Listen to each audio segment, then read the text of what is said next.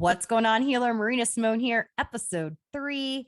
We're going to teach you 6 ways to create more engagement inside of your stories from your followers on Instagram and Facebook. Now, I'm going to mainly talk about Instagram, but you can do the same thing over on Facebook as well. In fact, if you're making any kind of stories on Instagram, hopefully you're repurposing them onto your Facebook, because if you're not, you're leaving money on the table. You've already done the work once. Why not share it on both platforms? And no, people won't get sick of you if you do that.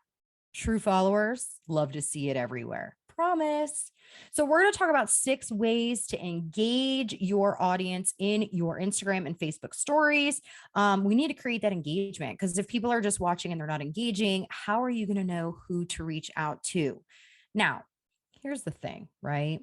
If you're not attracting your niche or the type of people that actually like you, they're never going to engage. So you need to make sure that you know who your niche is. If you don't know who your niche is, you have no idea what that means, you can find more information on that in the show notes below, momsandheels.com/niche. I teach network marketers how to recruit their niche consistently. And this way, you're not wasting time with people that are the broke people, the people that don't have the money, the people that aren't interested in what you have to offer. So let's get right into it. First, number 1, this or that questions. Oh my goodness. Whenever I do this, I get crazy engagement. And that's because people literally love to tell you, hey, you should buy this, or use this instead of this. Or I love asking my audience to help me pick my nails when I get them done every 2 weeks, because it makes them feel like they're a part of something with me and they're making a decision with me. Number 2, ask for advice. Now, listen, I know that I'm pretty good at a lot of things, but I'm also crappy at a lot of things. And I don't like to pretend that I know everything. And so I want to encourage you to not assume that your audience doesn't have anything to offer you back. It's a two-way street. It needs to be conversation, not you talking at them all the time. So you can ask for advice. Hey, should I do X, Y, or Z? And what do you think? Or, hey, I'm looking for a new blank. What would you recommend? Asking for advice is a great way for you to show respect and love back to your followers and telling them, hey, I know this is a two-way conversation. Number 3, do a quiz.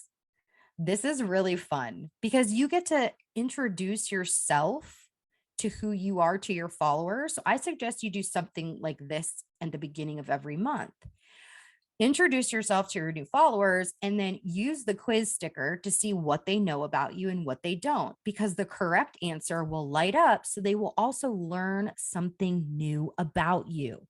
Plus, you get to see who's actually like clicking on your stuff. And then you can go and use the 333 method to create conversation. Now, if you're not familiar with my famous 333 method, you can find that in the show notes as well. There's like a quick video. I've done a blog on it, everything on the 333 method. Basically, it's so you never have to send a cold message ever again to anyone on social media. So definitely check that out in the show notes. So number 4, brain teasers, crosswords. The brain teaser where it's like, here's a banana, here's an orange. The banana is worth 10 points. The orange is worth 5 points. And if you add 4 bananas and 2, right? Like, have you ever seen that before? People will actually spend time trying to find out the answer and send it to you. And it's fun. And so it gets like them knowing like you're not just selling all the time. Like you want to have some fun too, right? Number 5, I talked about this on the last episode.